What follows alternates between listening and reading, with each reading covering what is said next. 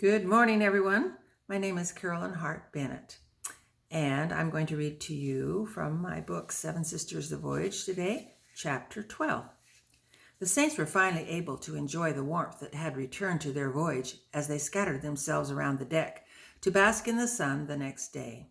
The ship had been sailing at a steady clip the past few days, and it was wonderful not to be in the midst of cold, fog, or storms. After all, it was July. They had been on the ocean for almost 5 weeks. The children didn't ever seem to worry about weighty matters on the voyage. They mostly just attended their reading classes in the mornings and played games in the afternoons. Fanny stood by the scuttlebutt and covered her eyes as she counted. 17, 18, 19, 20. Here I come, ready or not. She took her hands down from her eyes and turned a full circle, scanning every possible hiding place on deck. She came to the conclusion that it was safe to venture out and look for her companions. She picked her way toward 3 barrels, thinking someone would surely be hiding behind them. Then out of the corner of her eye, she saw Matthew make a move from his hiding place behind the longboat and start running for the scuttlebutt. She shrieked and took off. She wasn't about to let him beat her. He clipped along nicely until he had to navigate around a group of women who were in a circle chatting.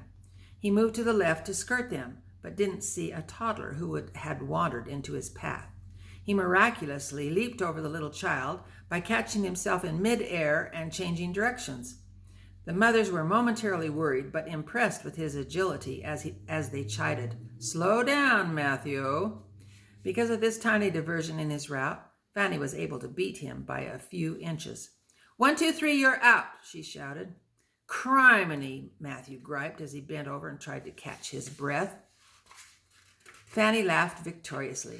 Just then, something flew past her head and sailed onto the deck. "What was that?" she said, quite startled. Matthew also jumped, when the unexpected flying object narrowly missed him too. They both ran to where it lay. It was a small bird whose tiny chest was moving up and down rapidly.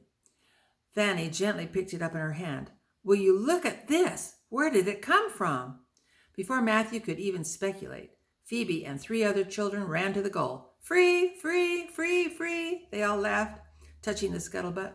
Then they looked around for Fanny, thinking she must be derelict in her usual vigilant watch of the goal. Matthew drew their attention. "Hey, come and see what just flew onto the deck." The children gathered around the 2 rescuers and were equally amazed and fascinated by the tiny bird. Fanny had an idea. "Let's take him to the captain." They all ran to the quarterdeck, where the captain was consulting with Mr. Huntley. "Captain Hudson, look what just flew onto the deck," said Fanny as she held out her hand. Captain Hudson chuckled as he took the panting bird. "Well, well, well, a little sparrow so far from home." "How did it get way out here?" asked Matthew. "It's quite common to be visited by sparrows when we get within 700 or 800 miles of Cape Clear," explained the captain. "This is the first sign that we are getting close to our destination." The children oohed and awed with excitement. The captain handed the sparrow to Huntley as he continued to speak to the children. "We will arrive in less than a week if we continue to have favorable winds." "We've been moving through the water like a racehorse," Matthew added. "Yes," said the captain, "a racehorse with the stable in sight." Then he got an idea. "Children, I wonder if you could help me." "Yes, what do you want us to do, Captain?" questioned Phoebe. "We want to help," said another girl. The captain got a twinkle in his eye. "I want you to help me watch for Sandy Hook Lighthouse. I'll give an American $50 to the first one who spots it." The children squealed and jumped up and down. After rejoicing, they ran to tell their loved ones about the new challenge issued by the captain. Phoebe was ecstatic. "Fanny, let's go tell Susanna." Just as they turned to leave, Huntley stopped him. "Hey, twinsies, don't forget this sparrow. You 2 have an empty cage, don't you?" Fanny's eyes lit up. "Thanks, Huntley. We'll nurse him back to health." Phoebe took her finger and petted the little sparrow. "What shall we name him, Fanny?" Before Fanny could speak, Huntley interjected. You had Lovey. How about Dovey?" The twins looked at each other with expressions of joy. "Perfect!" they cried in unison as they ran for the hatchway. The next morning, the saints were all below getting their breakfast when a loud explosion was heard, which caused screaming and panic as it reverberated throughout the ship. Everyone went flying into the arms of their nearby families. The presidents who were supervising their wards on the 'tween decks quickly gave orders. Everyone stay below. We'll go up and see what's happening. Soon, a dozen presidents arrived on deck, questioning about the explosion. The captain was on the king's plank with his telescope. Men, there's a Confederate gunboat, the Alabama, bearing down on us. Run up the white flag. The white flag went up straightway. In the distance, chugging toward them, was a run-down gunboat with a Confederate flag painted on the side. Its flagman signaled as Griswold interpreted. We are the Navy of the Confederate States of America and demand you drop anchor or we'll blow you out of the water. The captain quickly gave orders and the anchor was dropped. The crew dashed back and forth, taking in sails so the ship would slow down even faster. In addition to the captain and crew, there were now about 24 priesthood leaders standing topside. The passengers below were still panicking, and scared children were crying and screaming. President Bramwell gave an order.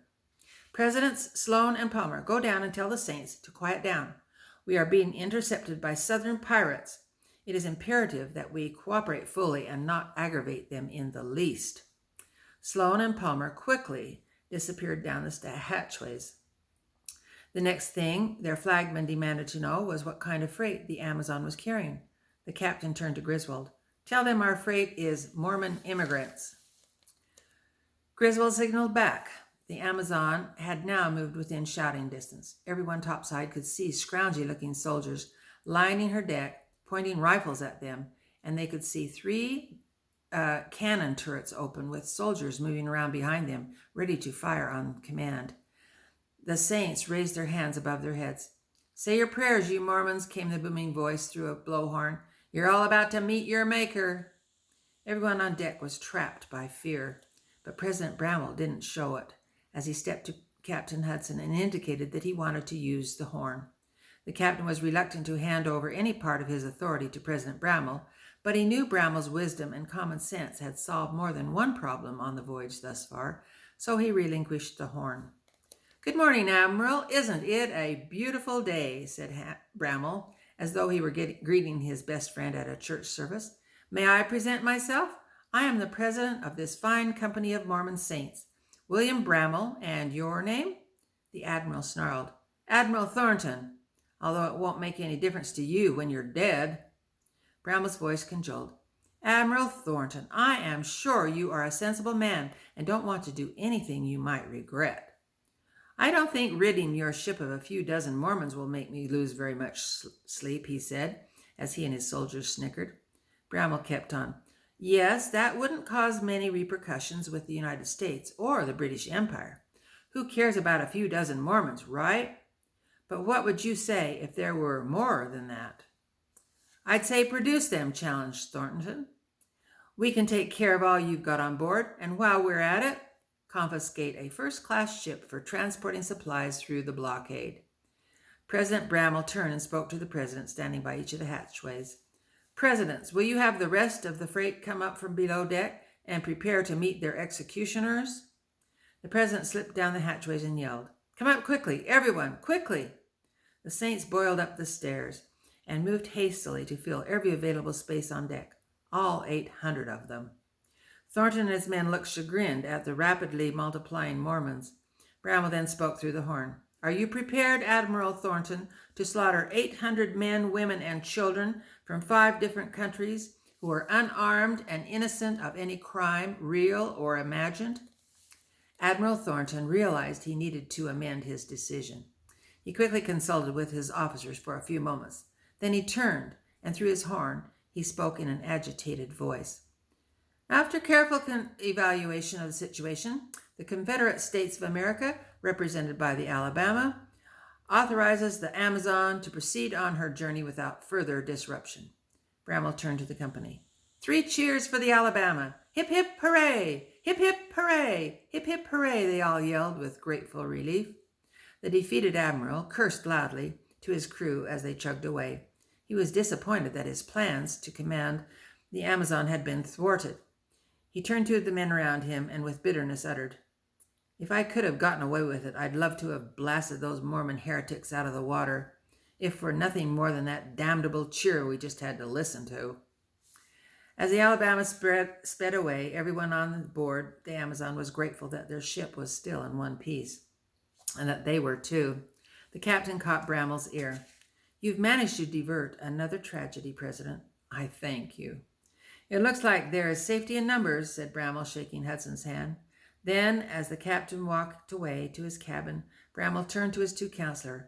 "Isn't it ironic that we are landing in the middle of the very Civil War Joseph Smith prophesied 30 years ago?" Sloan agreed. He even named South Carolina as the starting point. "I hope we can avoid the fighting as we travel overland," added President Palmer. "Let's get to New York before we worry about our overland trip, brethren," said Brammel, as he nervously watched the gunboat retreat in the distance. After a few bites of supper, the twins petitioned Susanna. "May we please go topside to look for the lighthouse?" asked Phoebe. "It's starting to get dark, and it will be easier to see it then," said Fanny. "I want to be the first one to spot it." "Unless I am," challenged Phoebe. Susanna considered their request. "You have about 30 minutes before a prayer meeting to go up. But when the trumpet sounds, I don't want to have to come looking for you." "Thank you, Susanna," they said as they ran for the stairs. Soon they were settled on their coiled ropes, intently scanning the horizon. After a few minutes, Phoebe murmured, "I do wish we'd reach land soon."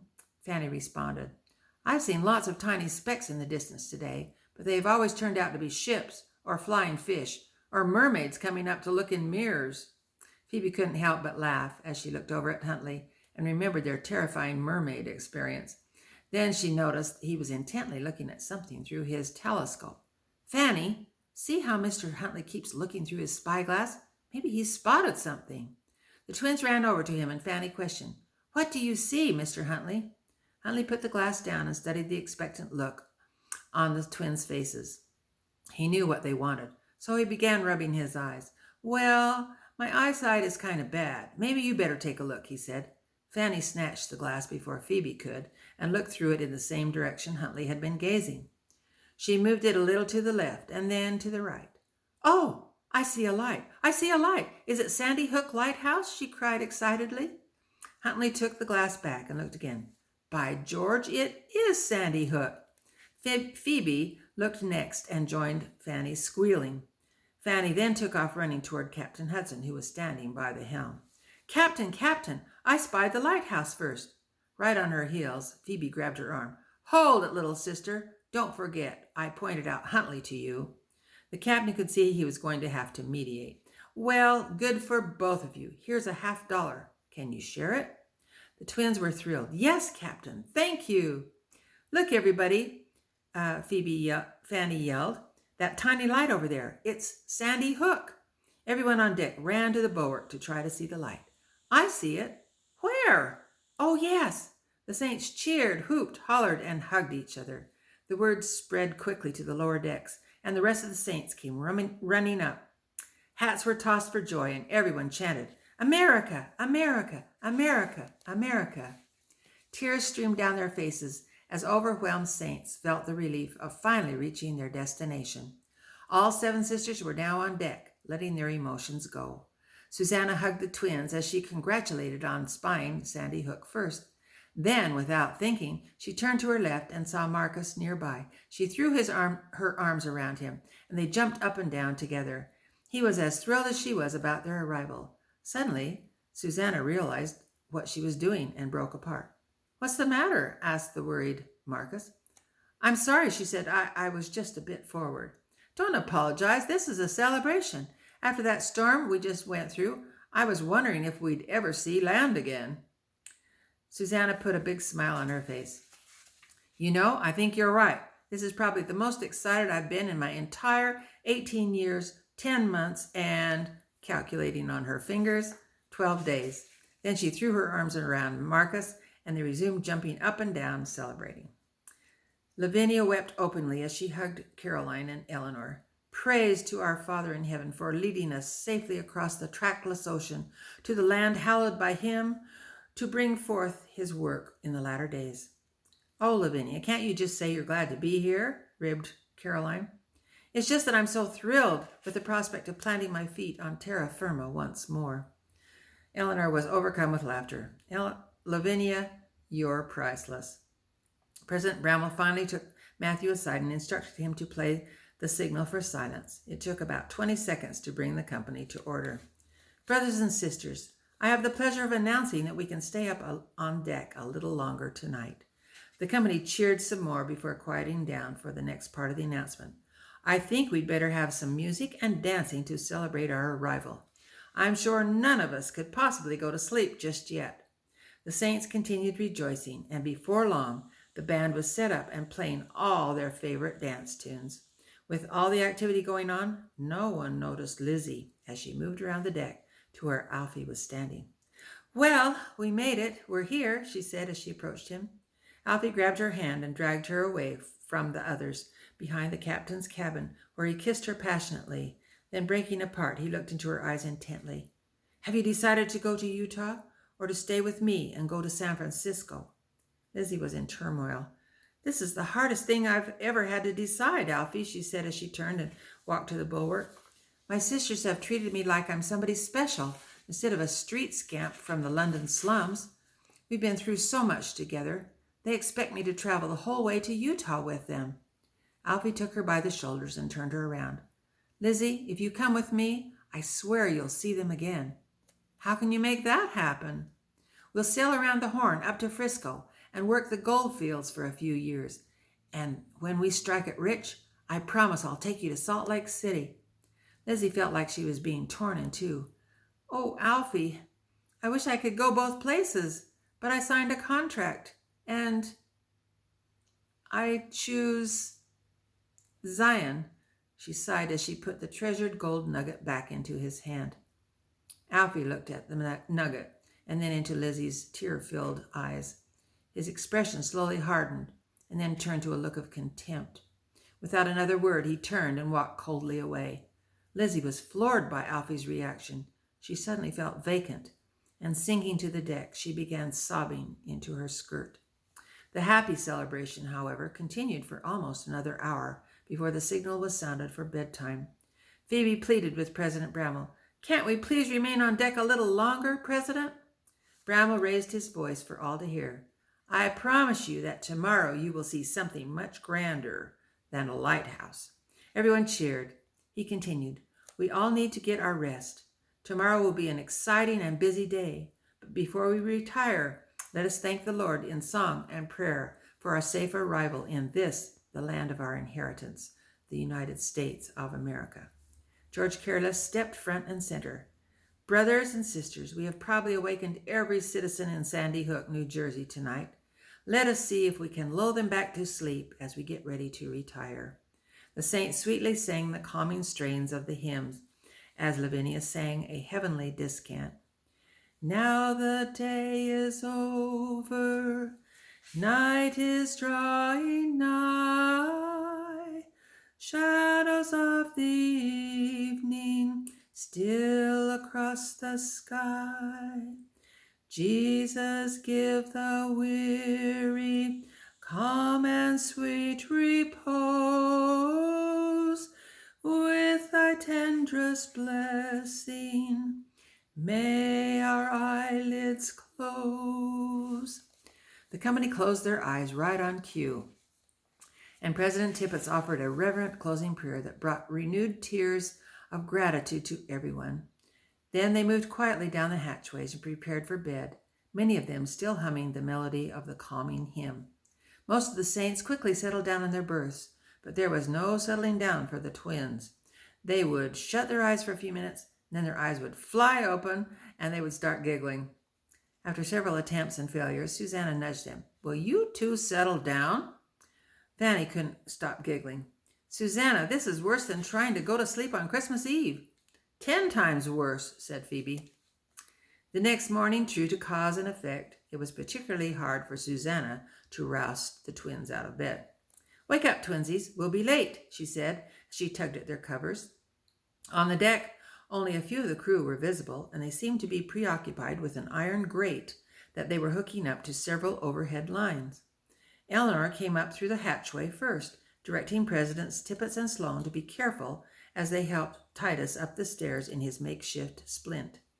They slowly maneuvered Titus to a place near the bulwark, where he could look over the railing of the ship and down into the water. Huntley was all smiles as he greeted Titus. "Top of the morning to you, matey."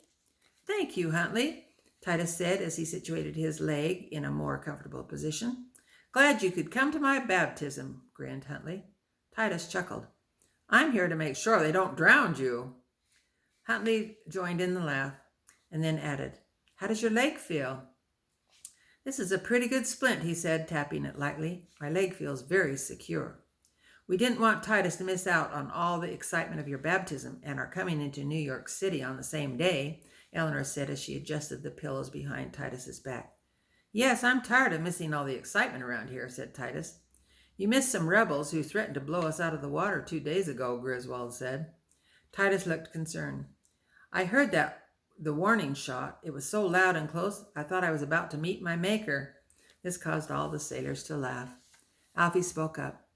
"Bramwell called their bluff." "He's good at calling bluffs," said Titus. The crew continued talking to Titus as more saints arrived on deck, including the sisters. They were all glowing to think Huntley had accepted the gospel and was going to be baptized. The captain brought everyone to attention. "President Bramwell, the platform is ready," he announced. The iron grate was now over the side of the ship, held steadfastly by lines on all 4 corners, and bars across the top of the ropes to keep it level. It hovered about a foot above the water. The captain and crew had been cooperative with President Bramwell's request to provide a steady ship for this unusual occasion.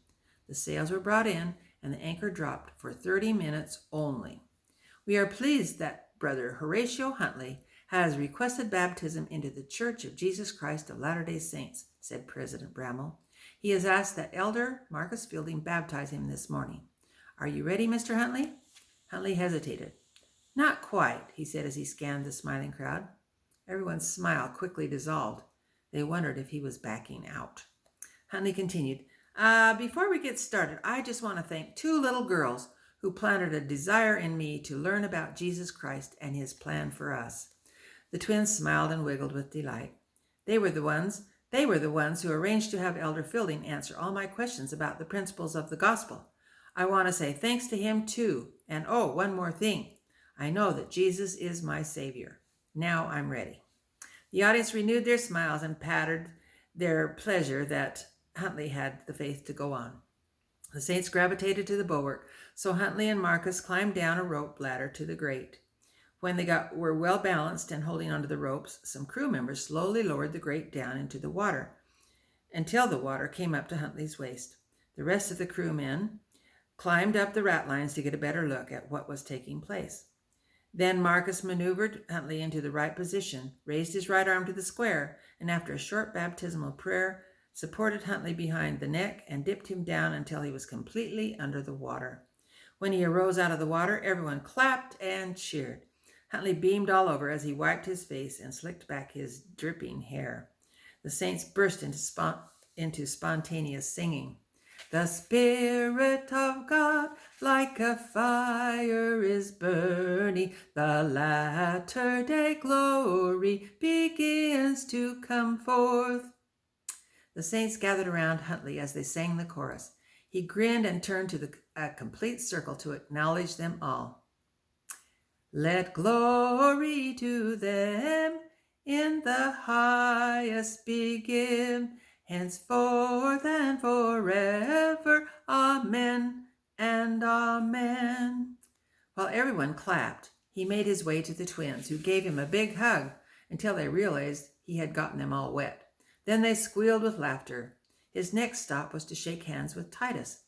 "I never thought I'd see it, Huntley. I never thought I'd see it," said Titus. "I suppose I'll have to curb my tongue around you from now on." Huntley chuckled. "I'll wager you can talk without cussing. You just have to be a little more inventive." "Hey, I can invent words you've never heard before," Titus returned. All the saints laughed as Huntley continued receiving congratulatory handshakes and backslaps. Before long, the saints dispersed, and Tippett and Sloan helped Titus down from the bulwark, where he hopped a bit on his good leg on his good leg to get his balance. "Mr. Holt," said Eleanor, "Elder Tippets has a surprise for you." President Tippets went behind the mast nearby and brought out 2 wooden crutches. He handed them to Titus, whose face lit up. "Did you make these? They are top-notch." Tippets replied modestly, "I helped the ship's carpenter." "Try them out," encouraged Eleanor. Titus put the crutches down under his arms and took a few practice steps. His confidence grew as he moved around the deck. "Dance us a jig, Titus," Jabez provoked. "Not today, Jabez," Titus said, realizing he needed to slow down after his crutches slipped on a puddle of water on the deck. "We have another surprise for you, Titus," said Eleanor. "With the tremendous progress you've made the last few days, and with the help of these crutches, we feel you can be moved out of the infirmary and back in with your crewmates." "Now there's some news worth hearing," said Titus, giving a rousing whoop. He turned serious as he looked at Eleanor and President Tippets. "I can't thank you two enough for helping save my leg and my life. You didn't have to doctor me back to health, but you did, and I can't forget to give credit to the Lord. He made it all happen." Eleanor got a lump in her throat. "I've learned a great deal from this experience, Mr. Holt." President Tippets patted Titus's shoulder. "Sometimes it takes a tragedy to humble us." "It took a pretty big one for someone like me," said Titus. That's the end of chapter 12. Over and out.